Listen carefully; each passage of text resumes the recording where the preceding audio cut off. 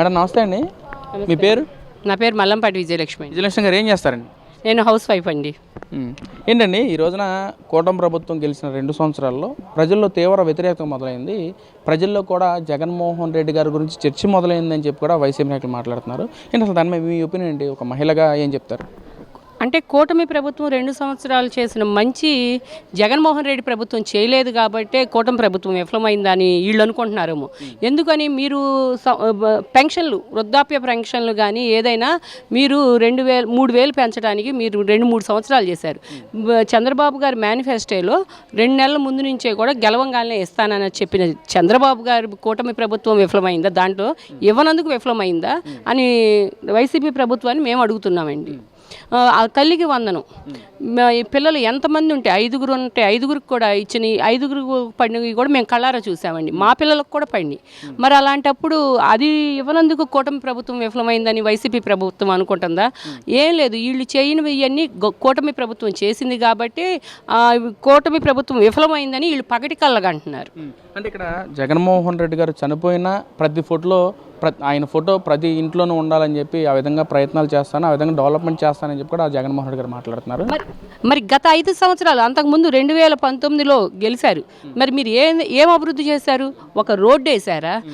ఒక పిల్లలకి ఏదైనా స్కూళ్ళకి ఏదైనా రంగులు మార్చుకున్నారు తప్ప మీరు చేసిన అభివృద్ధి ఏంటంటే అదే మన వాటర్ ట్యాంకులకి రంగులు, స్కూళ్ళకి రంగులు అవి వేసుకున్నారే తప్ప గంజాయి చిన్నపిల్లలకి స్కూల్లో చదువుకునే పిల్లలకి గంజాయి, హెరాయిన్, మద్యం అలవాటు చేసిన ఘనత మీది. మీ దాంట్లోనే మహిళలకు రక్షణ లేకుండా చిన్నపిల్లలను కూడా నీ ఇంటికి కూతవేటు దూరంలోనే ఒక మోగ బాలికని చంపేస్తే కూడా దిక్కు దివాణం లేని పరిస్థితిలో నీ కూటమి ప్రభుత్వంలోని ఇవాళ నువ్వు అనగలుగుతున్నావు. నీ ప్రభుత్వంలో జరిగింది కూటమి ప్రభుత్వంలో జరగనందుకు నువ్వు బాధపడతా నన్ను మనుషులు గుర్తుంచుకుంటారనుకుంటున్నారు. కూటమి ప్రభుత్వంలో దమ్మున్న హోమ్ మినిస్టర్ ఉంది. ఆమె మా మహిళ అనిత గారు చక్కగా దమ్ముగా చేస్తున్నారు. మీరు ఆవిడని అంటున్నారు, మేము సాటి ప్రజలుగా మేము గమనిస్తున్నాం. మీరు ఏం తప్పు చేస్తున్నారో, ప్రభుత్వాన్ని ఎట్లా విమర్శిస్తున్నారో, మంచేదో చెడేదో మాకు తెలుసు. రేపు ఎలక్షన్ టైంలో కూటమి ప్రభుత్వం గెలుస్తుందో నీ ప్రభుత్వం గెలుస్తుందో జనాలే మీకు ఇది చేస్తారు.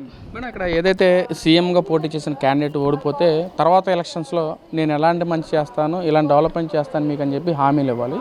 కానీ ఇటు జగన్మోహన్ రెడ్డి ఓడిపోయిన 2 సంవత్సరాల కాల వ్యవధిలోనే నేను వచ్చాక అందరినీ చంపేస్తాను, పొడి చేస్తాను, రపారపా చేస్తాను, ఎంత దూరాన్ని తీసుకొచ్చి నిలబెట్టి బట్టలు తీసుకొని నిలబెడతానని చెప్పి మాట్లాడటం, అసలు ప్రజలకి ఎలాంటి సందేశాలు ఇవ్వాలనుకుంటున్నారు జగన్మోహన్ రెడ్డి గారు? ప్రజలకి నువ్వు ఇప్పుడు చెప్పి మంచి పని చేస్తున్నావు. నిన్ను భవిష్యత్తులో రానికుండా చేయడానికి ప్రజలకి మార్గదర్శకంగా అమ్మో ఈడొస్తే చంపేస్తాడు, ఈడొస్తే మళ్ళా ఎవరి ఆస్తుల మీదకి ఈడు బొమ్మలు వేసుకుంటాడు, మనకెందుకు ఈయన రానియకుండా చేయాలని ప్రజలు అనుకుంటున్నారు. నువ్వు ప్రజలను ముందుగానే మోటివేట్ చేస్తున్నావు అని మేము అనుకోవాల్సి వస్తుంది. అవును, మరి ఇది కూడా జరుగుతుంది కదా. కూటమి పిల్లలకి చదువు విషయంలో నారా లోకేష్ గారు చేసిన అభివృద్ధి, నువ్వు స్కూళ్ళకి ఏం అభివృద్ధి చేసావు? పిల్లలు డబ్బులు చిక్కీ కాడి నుంచి అన్నీ నువ్వు దండుకుని తిన్నావు. నీ బ్యాంకు బ్యాలెన్స్ నింపుకున్నావు. మద్యపానం కానీ ఇంచి ఏదైనా అన్నీ డిజిటల్గా చేపించావు.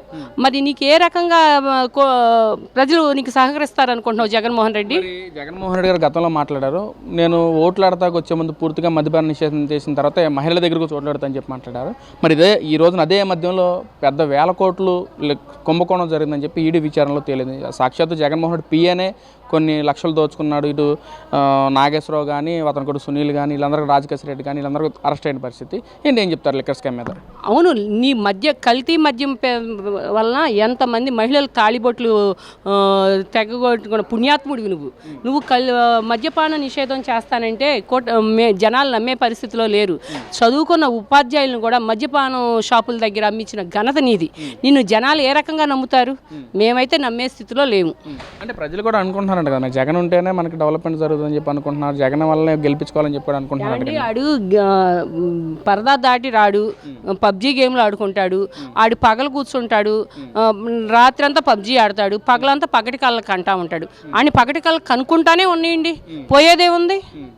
అంటే ఇక్కడ చంద్రబాబు నాయుడు గారు ప్రజల్లో ఉండట్లేదు, జగన్మోహన్ రెడ్డి గారే ప్రజల్లో ఉన్నారని చెప్పి కూడా మాట్లాడుతున్నారు. అవునా?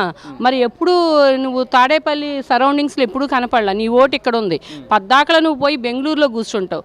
మరి ఎవరు ఏమన్నా శవం వచ్చింది అంటే ఒక అదేదో పక్షి అంటారు, పక్షిలాగా వాలిపోతావు, గెద్దలాగా వాలిపోతావు.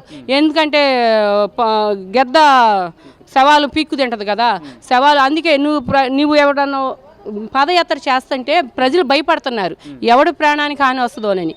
నువ్వు మొన్న పాదయాత్ర చేసావు, ఒక తలని బండి కింద పెట్టుకొని బండిని ఆ మనిషిని ఎదుటున్నాళ్ళు లాగలేకపోయారు.